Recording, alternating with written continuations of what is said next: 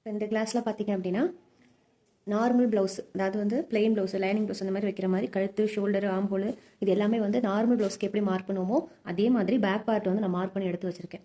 இப்போ இதை வச்சு பிரின்சஸ் கட்டில் வந்து நம்ம பட்டி கொடுத்து எப்படி வந்து ஸ்டிச் பண்ணணும், கட் பண்ணி தைக்கிறது அப்படிங்கிறத இன்னைக்கு இந்த கிளாஸில் வந்து பார்க்க போகிறோம்.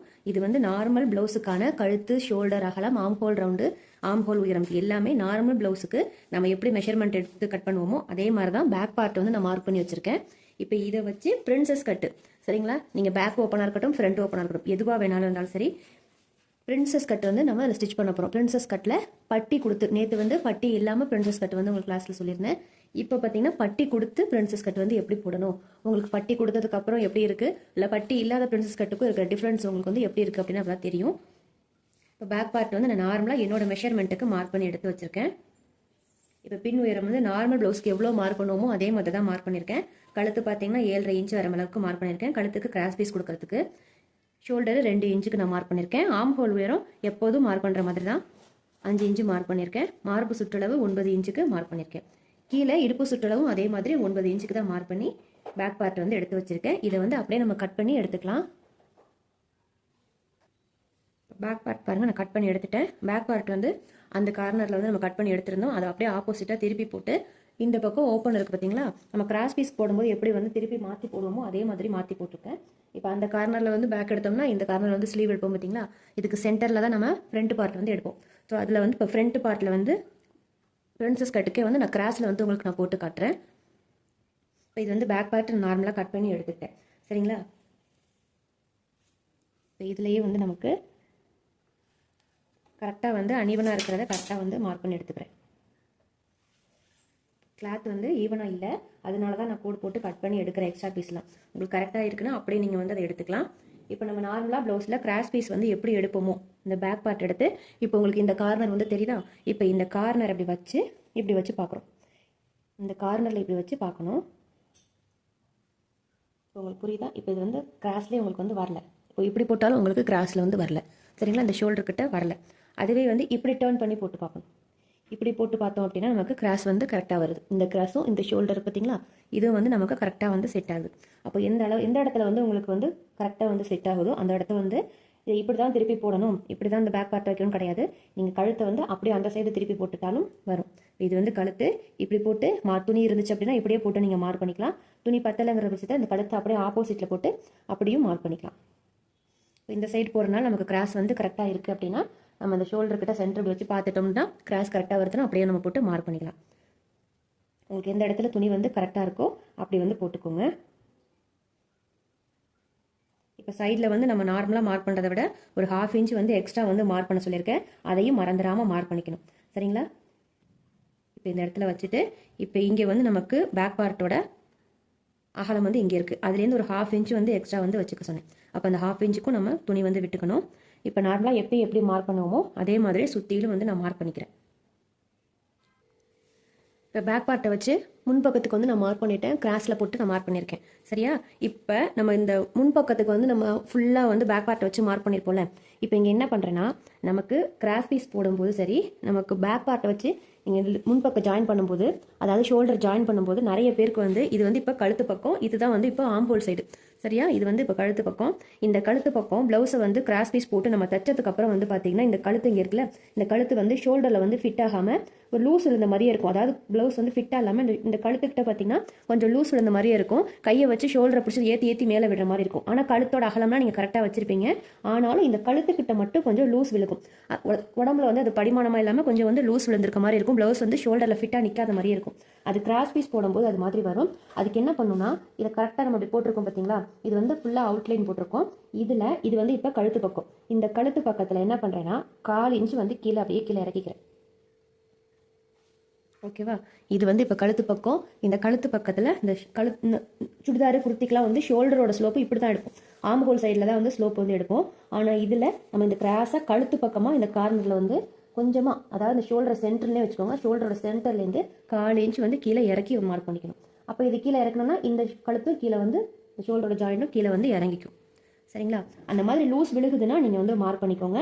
ஒவ்வொருத்தவங்களோட உடம்பு வாக பொறுத்து அது வந்து லூஸ் விழுகிறது, கரெக்டாக ஃபிட்டிங் இருக்கிறதெல்லாம் ஒருத்தவங்களோட உடம்பு லூஸை பொறுத்து இப்போ ஷோல்டர் ஜாயினிங்காக விட்டுருந்ததையும் அதே மார்க் பண்ணியாச்சு. இப்போ இதுக்கப்புறம் தான் நமக்கு முன்கழுத்தோட உயரம் எல்லாமே வந்து மார்க் பண்ணிக்கணும். சரிங்களா? லூஸ் விழுகுது உங்களுக்கு அப்படின்னா நீங்கள் தாராளமாக வந்து அதை கீழே ஸ்லோப் எடுத்துக்கலாம், இல்லைன்னா நீங்கள் அப்படியே விட்டலாம். இப்போ கழுத்தோட உயரம் வந்து மார்க் பண்ணிவிட்டு நார்மலாக இந்த ரவுண்ட் கழுத்து தான் வச்சுருக்கேன். சரியா? இப்போ என்ன பண்ணுறேன்னா நமக்கு பிரின்சஸ் கட்டை மார்க் பண்ணுறதுக்காக அந்த பஸ்ட் பாயிண்ட் வந்து மார்க் பண்ணுறேன். இங்கே 9.5 இன்ச்சுக்கு ஒரு மார்க் பண்ணிட்டேன். 9.5 இன்ச்சுக்கு மார்க் பண்ணிட்டேன். அடுத்து என்ன பண்ணுறேன்னா இங்கே இந்த இடத்துலேருந்து 4 இன்ச்சு, இதுதான் வந்து இப்போ கொக்கி பக்கம், இங்கேருந்து 4 இன்ச்சு. இந்த 4 இன்ச்சு எங்கே வருதோ அந்த இடத்துல ஒரு மார்க் பண்ணிக்கோங்க. இது ரெண்டையும் வந்து சென்டர் பண்ணிக்கணும். இப்போ இதுதான் வந்து நமக்கு பிரின்சஸ் கட்டோட சென்டர். சரிங்களா? நீங்கள் இந்த இடத்துலேயே வச்சுக்கோங்க. நீங்கள் அளவு ப்ளவுஸை வச்சு 3 டாட் ப்ளவுஸில் மார்க் பண்ணுறீங்கன்னா உங்களுக்கு இந்த இடத்துல வரும். இங்கேருந்து மார்க் பண்ணிக்கணும்.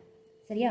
இங்கேருந்து அளவு ப்ளவுஸில் என்ன இருக்கோ அதை வந்து மார்க் பண்ணிக்கணும். அளவு ப்ளவுஸில் நான் லாஸ்ட் வீடியோவில் சொல்லியிருந்தேன், கொக்கி பக்கத்துலேருந்து இந்த பெரிய டாட்டோட 3 டாட் ப்ளவுஸில் பெரிய டாட்டோட சென்டர் இந்த பாயிண்ட் ஒன்று இருக்கும். இதை வந்து பிடிச்சிட்டு 2ஆக மடிச்சிட்டு இந்த கொக்கிலேருந்து இங்கே வச்சு பார்த்தோம்னா நமக்கு ஒரு அகலம் கிடைக்கும். இந்த டாட்டோட சென்டர் வந்து அகலம் கிடைக்கும். இந்த அகலம் வந்து எதுக்கு நம்ம மார்க் பண்ணுறோன்னா இந்த கப் சைஸ் வந்து ஆம் ஹோல் சைடும் இல்லைன்னா கொக்கி பக்கமும் நகர்ந்து போயிடாமல் இருக்கிறதுக்காக தான். அதுக்கு தான் நம்ம இந்த அகலம் வந்து மார்க் பண்ணுறது. சரிங்களா? இந்த சென்டர் எதுக்கு மார்க் பண்ணுறது அப்படின்னா நமக்கு இந்த பஸ்ட் பாயிண்ட் வந்து மேலே ஏறிடாமல் கீழே இறங்கிடாமல் இருக்க தான் இந்த சென்டர் வந்து ஷோல்டர்லேருந்து பஸ்ட் பாயிண்ட் வந்து மார்க் பண்ணுறது.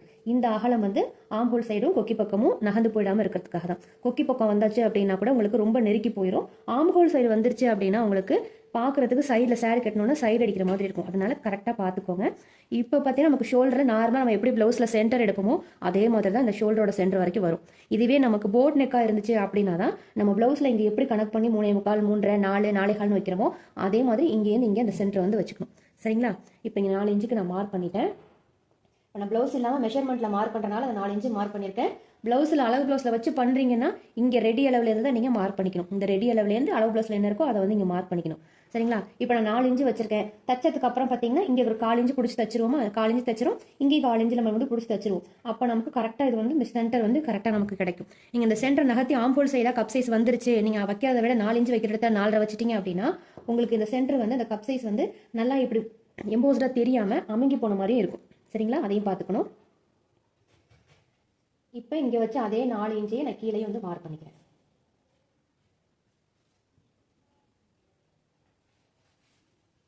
இப்போ கீழே வரைக்கும் மார்க் பண்ணிட்டேன். இப்போ நம்மளோட முதுகோட உயரம் வந்து இங்கே வரைக்கும் இருக்குது. அதாவது பேக் பார்ட்டோட உயரம் வந்து 13.5 இன்ச்சு நான் வச்சுருந்தேன்னா அந்த 13.5 இன்ச்சு இங்கே இருக்குது. நம்ம நார்மல் ப்ளவுஸுக்கு மெஷர்மெண்ட் வந்து போட மாட்டோம். இப்போ இதில் பட்டி ஜாயின் பண்ணுறதுக்காக இங்கே பேக்கோட உயரம் வந்து 13.5 இன்ச்சு அப்படியே வந்து நான் மார்க் பண்ணிட்டேன். இப்போ இதில் வந்து நம்ம பட்டிக்கான அளவு வந்து எடுக்கணும். இப்போ இங்கே ஆம்ஹோலோட முன்குழிவு எடுக்கிறது எல்லாமே இதிலே வந்து எடுத்துக்கணும்.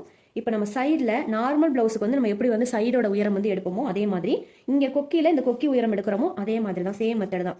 இது கழுத்து வந்து நம்ம நார்மல் கழுத்து வந்து கீழே இறக்க வச்சிருக்கோங்கிறனால ஒரு ப்ளவுஸுக்கும் எவ்வளோ வைக்கணும் அப்படின்னு உங்களுக்கு நான் வந்து ஒரு சார்ட் மாதிரி கொடுத்துருக்கேன் இல்லையா, அதை வந்து பார்த்துக்கோங்க. இப்போ இங்கே கழுத்து இந்த இடத்துலேருந்து ரெடி அளவு இருக்கும் பார்த்தீங்களா, இங்கே ரெடி அளவுலேருந்து இப்போ எனக்கு 3.25 நான் எப்பயும் வைக்கிறேங்கிறனால இந்த 3.25 ஒரு மார்க் பண்ணிக்கிறேன். சரிங்களா? இப்போ இந்த 3.25 வந்து இங்கே மார்க் பண்ணிட்டேன். நார்மல் ப்ளவுஸ்க்கு என்ன பண்ணுவோம், 3.25க்கு அப்புறம் 1 இன்ச்சு எக்ஸ்ட்ரா நம்ம சேர்த்துப்போம். இங்கே 1 இன்ச்சு நம்ம எக்ஸ்ட்ரா சேர்க்க வேண்டாம், 1/2 இன்ச்சு மட்டும் எக்ஸ்ட்ரா சேர்த்தா போதும். சரிங்களா? இங்கே 3.25 இருக்குது அப்படின்னா அந்த 3.25 ஒரு மார்க் பண்ணிவிட்டு 1/2 இன்ச்சு மட்டும் நான் எக்ஸ்ட்ரா விடுறேன். ஓகேவா? எப்பயும் 1 இன்ச்சு விடுவோம், இப்போ நான் 1/2 இன்ச்சு தான் விடுறேன். இது ஏன் 1/2 இன்ச்சு விடுறேன்னா நமக்கு வந்து இங்கே டாட் வந்து பிடிக்க மாட்டோம். இன்கேஸ் நீங்கள் பிரின்சஸ் கட்லையுமே சரி உங்களுக்கு இந்த இடத்துல ஒரு டாட் பிடிச்சா கப் சைஸ் வந்து நல்லா தெரியணும் அப்படின்னா நம்ம 3 டாட் ப்ளவுஸில் எப்படி இந்த கொக்கி கிட்ட ஒரு டாட் வந்து பிடிப்போமோ அதே மாதிரி இந்த கொக்கி கிட்டையும் டாட் பிடிச்சிக்கலாம். இந்த டாட் வந்து பிடிக்கும்போது கரெக்டாக அந்த பஸ்ட் பாயிண்ட்டை தான் பிடிக்கணும். நீங்கள் கீழெல்லாம் பிடிச்சிடக்கூடாது, கரெக்டாக அந்த சென்டர் கிட்ட தான் பிடிக்கணும். சரிங்களா? இப்போ கீழேருந்து நான் வந்து மார்க் பண்ணிக்கணும். கீழேருந்து 1/2 இன்ச்சு இருக்க மாதிரி நான் மார்க் பண்ணிக்கிட்டேன். இப்போ அடுத்தது இந்த சைடு பார்த்தீங்க அப்படின்னா கரெக்டாக இந்த ஆம் ஹோல் கிட்ட நம்ம ரெடி அளவில் வச்சுட்டு நார்மல் ப்ளவுஸுக்கு எப்படி மார்க் பண்ணுவோமோ அதே மாதிரி நீங்கள் 4.25 இது மாதிரி எவ்வளோ மார்க் பண்ணீங்களோ அதில் வந்து ஒரு மார்க் பண்ணிக்கோங்க.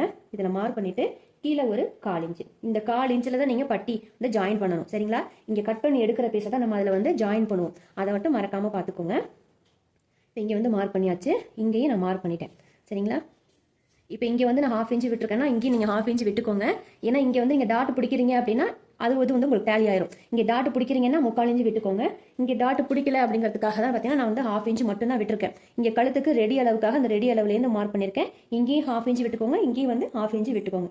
இங்கே 1/2 இன்ச்சு விட்டுட்டு இங்கே 1/4 இன்ச்சு விடக்கூடாது. இங்கே என்ன விட்டுருக்கோமோ அதை தான் இங்கேயே விட்டுருக்கோம். ஏன்னா அதுதான் வந்து நம்ம பட்டியோட ஜாயிண்ட்டுக்காக விட்டுருக்கோம். நீங்கள் 1/4 இன்ச்சு இங்கே விட்டுட்டு இங்கே 1/2 இன்ச்சு விட்டுட்டிங்கன்னா உங்களுக்கு இந்த இடத்துல லூஸ் வந்து விழுந்துரும். இங்கே என்ன நம்ம விடுறோமோ அதை தான் இங்கேயே விட்டுக்கணும். நீங்கள் 1 இன்ச்சு விடுறீங்கன்னா பட்டிக்கும் 1 இன்ச்சு தையலுக்கு விடணும், அதையும் மறந்துடக்கூடாது. இப்போ இங்கே வந்து மார்க் பண்ணிட்டேன். இப்போ இதில் என்ன பண்ணுறேன் அப்படின்னா, இப்போ நார்மலாக நம்மளோட முன் உயரம் எவ்வளோ இருக்கும், 13 இன்ச்சு, 13, 12 இந்த மாதிரி ஒருத்தவங்களோட கப் சைஸுக்கு தகுந்த மாதிரி வந்து மாறுபடும். சரிங்களா? இப்போ இதில் வந்து நமக்கு பின்னாடி உயரமே சேர்த்து பார்த்தீங்கன்னா நமக்கு இவ்வளோ இருக்குது. இப்போ நம்ம நார்மலாக வந்து பிரின்சஸ் கட்டுக்கு எப்படி மார்க் பண்ணுவோம், இதை வந்து ஆம்போல் சைடு வந்து இதில் நார்மல் ப்ளவுஸில் வைக்கிற மாதிரி ஹைட்டு கம்மியாக இருக்குது. இதுவே பிரின்சஸ் கட்டு அப்படிங்கும்போது போட் நெக்குங்கும்போது ஆம்போல் வந்து இங்கே இருக்கும். ஸோ இதில் வந்து நம்ம அந்த கப் ஷேப் மட்டும் நமக்கு எந்த அளவுக்கு வருதோ அந்த இடத்துல தான் நம்ம இந்த ஷேப் வந்து வரையணும், இந்த சென்டருக்கு மார்க் பண்ணி. சரிங்களா? இப்போ இந்த போட் நெக்கோட ஷேப் வந்து நான் வரைஞ்சிட்டேன். இப்போ இது கீழே அப்படியே ஸ்ட்ரைட்டாக அது அப்படியே போகும். ஓகேங்களா? இது இப்போ இங்கேயும் மார்க் பண்ணியாச்சு. இப்போ நார்மலாக ப்ளவுஸ்க்கு எப்படி நம்ம டாட்டோட அகலம் மார்க் பண்ணுவோமோ அதே மாதிரி இந்த சைடு வந்து மார்க் பண்ணிட்டேன். இப்போ இந்த சைடு இங்கே மார்க் பண்ணிட்டேன். இப்போ இதுலேருந்து நம்ம இந்த ட்ரையாங்கிள் ஷேப்புக்கு வந்து நம்ம மார்க் பண்ணி டாட் பிடிப்போம் இல்லையா? இப்போ அதை வந்து நான் ஒரு லைன் போட்டிருக்கேன். இது வந்து நம்மளோட முன்பக்கத்தோட அந்த கப் சைஸ் வந்து இந்த இடத்துல நமக்கு இங்கே வரும். சரிங்களா? இப்போ நீங்கள் இது ஃபுல்லாகவுமே வந்து நான் இப்போ மார்க் பண்ணி காட்டியிருக்கேன் பாருங்கள். 13.5 இன்ச்சு உங்களுக்கு மார்க் பண்ணியிருக்கேன். சரியா? அந்த 13.5 இன்ச்சு தான் வந்து நமக்கு இந்த பின்பக்கத்தோட உயரம். இப்போ இதில் நமக்கு முன் உயரம் நீங்கள் நார்மலாக ப்ளவுஸில் வந்து எவ்வளோ எடுப்பீங்க, 12, 13 இந்த மாதிரி எவ்வளோ உங்களோட கப் சைஸோட முன் உயரம் எவ்வளோ இருக்கோ அதை அப்படியே வந்து நீங்கள் வச்சுக்கணும்.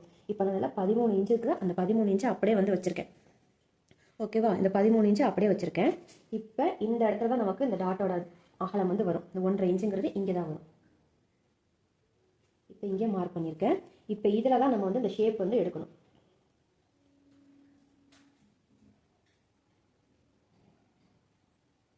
உங்களுக்கு தெரியுதா? இப்போ இப்படி தான் வந்து இந்த டாட்டோட கப் ஷேப் வந்து எடுக்கணும். இப்போ இது இந்த இடத்துல நின்றுச்சு. இப்போ பேக்கில் வந்து நம்ம 13 தான் வச்சுருக்கோம். அப்போ முன்பக்கமும் 13 இருக்கே, எப்படி வந்து அந்த பட்டி வந்து செட் ஆகும் அப்படின்னா, நமக்கு இந்த கப் சைஸோட இது வந்து மேலே போனதுக்கப்புறம் அது ஆட்டோமேட்டிக்காக அந்த கப் சைஸ் வந்து நமக்கு ஃப்ரீயாக கிடச்சிரும். சரிங்களா? இப்போ இது வந்து நார்மலாக அந்த கப் சைஸ் வந்து இங்கே இருக்குது. இது இப்படி போயிடும். இங்கே இருக்கிறது இந்த சைடு வந்துடும்.